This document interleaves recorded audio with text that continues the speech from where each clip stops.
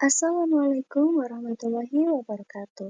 Halo semuanya, pada kesempatan kali ini kita akan membahas tentang bumi dan tata surya yang akan dibawakan oleh kelompok satu yaitu Habibah Zarah Maulidina, Rahma Maulida, dan Salumita Nadia Nurhaliza. Simak ya. Di sini saya akan menjelaskan tentang sistem tata surya. Apakah dalam tata surya kita hanya ada planet-planet saja? Tata surya kita tidak hanya berisi planet-planet saja, tetapi juga benda-benda langit lainnya. Menurut NASA, National Aeronautics and Space Administration atau Badan Penerbangan dan Antariksa Amerika Serikat, tata surya terdiri atas 8 planet, 5 planet kerdil, lebih dari 200 satelit, dan 995.369 asteroid dan 3.679 komet. Setiap benda langit ini bergerak dengan orbit tertentu, terus-menerus bergerak. Pertama, ada 8 planet dalam tata surya. Planet adalah anggota utama tata surya. Semua planet bergerak. Gerakannya ada yang disebut revolusi dan ada yang disebut rotasi. Gerak revolusi adalah gerakan planet memutari matahari, sedangkan gerak rotasi adalah gerakan planet yang berputar pada sumbunya. A. Ada planet terestrial atau planet kuno. Yang pertama ada Merkurius. Merkurius merupakan planet terdekat dengan matahari, bergerak cepat di lintasannya. Yang kedua ada Venus, planet yang terletak di urutan kedua terdekat dari matahari. Ini merupakan planet terpanas di tata surya. Yang ketiga ada Bumi. Selamat datang di rumah kita. Bumi, tempat tinggal kita, ini merupakan planet di urutan ketiga dalam tata surya. Lalu yang keempat ada planet Mars. Jika Venus adalah planet pertama yang berhasil dijelajahi oleh pesawat luar angkasa, Mars merupakan planet yang paling banyak diselidiki oleh para ilmuwan. Lalu B, ada planet Jovian atau gas raksasa. Yang pertama ada Jupiter. Sampai hari ini Jupiter adalah planet terbesar di tata surya kita. Ukurannya lebih dari 2 kali ke-7 planet disatukan. Yang kedua ada Saturnus. Saturnus yang disebut sebagai perhiasan tata surya memang memiliki penampilan yang sangat menarik. Yang ketiga ada Uranus. Saat pertama kali ditemukan melalui teleskop, Uranus sempat dianggap sebagai komet atau bintang. Yang keempat yaitu ada Neptunus. Ini dia planet terjauh dari matahari. Namanya Neptunus. Jaraknya dengan matahari 30 kali jarak matahari ke bumi. Yang kedua ada benda langit lainnya. Yang A, satelit. Setiap benda langit yang berputar mengelilingi benda langit lainnya disebut satelit. Bumi disebut satelit matahari karena mengelilingi matahari. Bulan disebut satelit bumi karena mengelilingi bumi. Yang pertama ada bulan.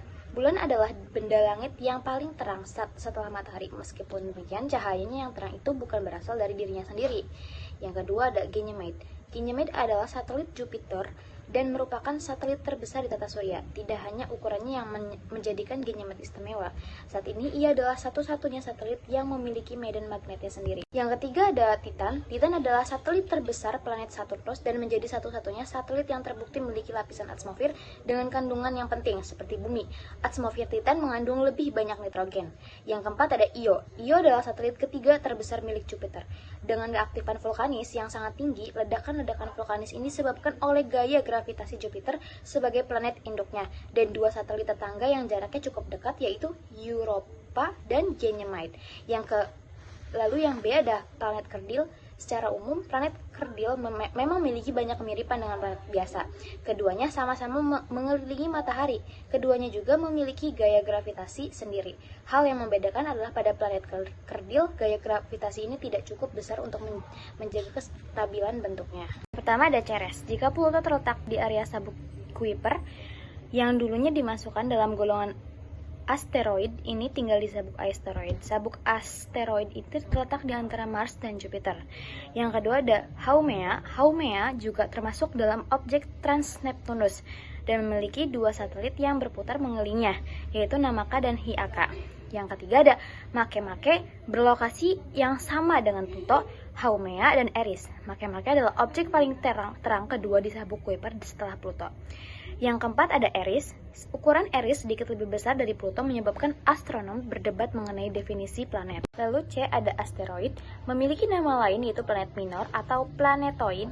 Asteroid juga adalah benda langit yang juga mengorbit pada matahari. Ukurannya jauh lebih kecil dibanding planet. Ada 3 kelompok asteroid yang diketahui saat ini, yaitu sabuk asteroid utama, Trojan, dan asteroid dekat bumi. Saat ini sudah 995.413 buah asteroid yang ditemukan di tata surya. D. Meteor, meteoroid, dan meteoroid. Meteoroid adalah benda langit yang ukurannya sangat bervariasi. Sebut saja mereka adalah batu luar angkasa. Saat ini meteoroid itu memasuki atmosfer bumi.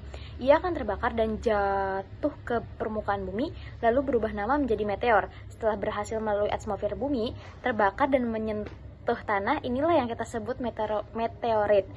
Ada komet. Komet adalah benda langit yang berasal dari sisa-sisa pembentukan tata surya. Ia dapat berupa debu, batu, maupun es. Yang F ada satelit buatan, adalah satelit benda langit yang berputar mengelilingi benda langit yang umumnya lebih besar. Bulan, Titan, dan Io adalah satelit-satelit yang alami yang mengitari planet. Selanjutnya kita akan membahas tentang pengaruh pergerakan bumi dan benda langit. Yang pertama, pergerakan bumi dalam sistem tata surya, yang salah satunya mengakibatkan siang dan malam. Ini terjadi ketika bumi berputar mengitari porosnya. Bagian bumi yang menerima sinar matahari langsung akan mengalami siang. Sebaliknya, bagian bumi yang lain akan mengalami malam. Selanjutnya, pergantian tahun. Bumi mengelilingi matahari secara penuh selama 1 tahun. Garis edar yang ditempuh bumi dalam perjalanan itu disebut sebagai orbit. Sambil bergerak mengelilingi matahari di orbitnya, bumi juga berputar di porosnya. Yang terakhir, pergantian musim. Selain pergantian tahun, gerak bumi mengelilingi matahari juga menyebabkan pergantian musim. Musim yang dialami suatu daerah sangat bergantung pada posisinya di bumi. Berikut menunjukkan bagaimana posisi bumi yang miring dan ilustrasi sinar matahari yang sampai di permukaan bumi. Pergantian musim sangat dipengaruhi oleh gerak revolusi bumi terhadap matahari. Yang kedua, pergerakan bulan. Fase bulan. Dari bumi, bentuk bulan terlihat berubah-ubah, bergantung pada posisi bulan yang sedang berputar mengelilingi bumi. Perbedaan bentuk ini yang disebut sebagai fase bulan. Terdapat 8 fase bulan. B. Gerhana bulan. Gerhana bulan terjadi ketika bulan masuk ke dalam bayangan bumi, sehingga membuatnya lenyap baik secara utuh maupun sebagian. Gerhana bulan terjadi 3 kali dalam 1 tahun. Ada 2 jenis gerhana bulan, yaitu gerhana bulan total dan gerhana bulan sebagian. C. Pengaruh gerhana bulan terhadap kehidupan manusia, yaitu ada bulan Ramadan, hari Paskah, film, industri garam dan perikanan. Matahari dan perannya dalam kehidupan. Karakteristik matahari.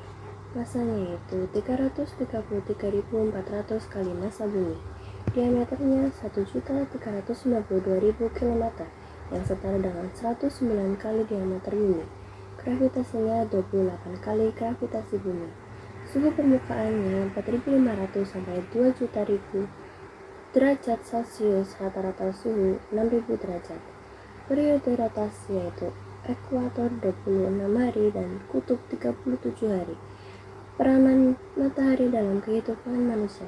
Yang pertama, energi matahari dalam bahan bakar fosil. Kedua, kehangatan matahari untuk kesehatan tubuh. Ketiga, kehangatan matahari untuk bumi. Yang keempat, gravitasi matahari menjaga bumi. Kelima, matahari yang menyebabkan terjadinya hujan dan angin. C. Gerhana matahari. Gerhana matahari terjadi ketika bulan hadir di tengah-tengah antara matahari dan bumi, sehingga bayangan bulanlah yang terlihat dari bumi. Ada 3 jenis gerhana matahari yang dijelaskan dalam gambar. Yang pertama, gerhana matahari total terjadi saat matahari tertutup bulan. Yang kedua, gerhana matahari sebagian terjadi saat bulan menutupi sebagian matahari. Yang ketiga, gerhana matahari cincin terjadi saat bulan yang menutupi matahari berada pada titik terjauhnya dari bumi. Halo semua, perkenalkan saya Rahma dari kelompok 1, materi bumi dan tata surya. Selanjutnya ada C, perubahan iklim bumi yang dipengaruhi benda langit lainnya. Yang pertama, ada perubahan iklim bumi. Seperti yang teman-teman rasakan saat ini, bahwa kalau memang panas banget, dan kalau hujan lebat banget. Nah, jadi perubahan iklim bumi yaitu tidak terjadi serta-merta atau secara tiba-tiba, melainkan perlu jangka waktu yang lumayan panjang. Nah, sebagai contohnya, beberapa perubahan struktur bumi seperti bentuknya, pegunungan dapat mempengaruhi pola angin dan curah hujan sehingga membawa perubahan pada iklim di daerah tersebut. Yang pertama, yang A, kenaikan suhu global. Yang teman-teman rasakan nih, saya juga rasakan kayak kok sekarang nambah panas ya, bener-bener gersang gitu, apalagi kita yang berada di daerah pesisir PAI. Nah, adanya gelombang panas dapat menyebabkan kekeringan, tandus, mengakibatkan gagal panen dan bertambahnya penyakit sehingga kondisi kesehatan menurun. Dan akibat lainnya, tinggi permukaan laut. Nah, tinggi permukaan laut juga disebabkan oleh panas global, teman-teman, suhu global yang memang terasa panas sekali sehingga mencairkan es yang ada di kutub. Yang selanjutnya mengakibatkan pada peningkatan tinggi permukaan laut. Hal tersebut dapat menyebabkan penyusutan daratan, semakin terkikis daratannya, guys. Selanjutnya ada perubahan pola hujan. Perubahan iklim juga mengakibatkan pola hujan yang sulit diprediksi. Contohnya kayak sekarang nih, kadang di Brebes yang bener-bener hujannya lebat banget, di Tegal enggak hujan, bahkan di Tegal hujan lebat banget sampai banjir. Salah satunya juga karena rob ya teman-teman, bukan cuma karena hujan doang tapi karena rob. Perubahan iklim juga mengakibatkan pola hujan yang sulit diprediksi. Beberapa wilayah mengalami peningkatan curah hujan, sedangkan di wilayah-wilayah lain justru menderita kekeringan. 2. Proses alami perubahan iklim. Perubahan iklim adalah fenomena yang kompleks dan melibatkan beberapa faktor alami. Meskipun tidak sebesar pengaruh aktivitas manusia, kita juga perlu mengetahui bahwa ada faktor-faktor alami yang lain yang mengakibatkan terjadinya perubahan iklim. Faktor alami pada perubahan iklim secara umum terjadi dengan rentang waktu yang sangat lama sampai kita tidak merasakan hal tersebut, seperti proses-proses alami lainnya. Dan ada tiga faktor lainnya. Faktor alam ini yang pertama ada pergerakan bumi. Salah satu faktor utama perubahan iklim melalui proses alami adalah perubahan tektonik nih teman-teman, yaitu perubahan yang terjadi karena lempeng-lempeng tektonik bumi bergerak, menciptakan perubahan dramatis dalam cuaca dan iklim. Pada beberapa momen sejarah, geseran besar ini telah mengubah iklim secara signifikan.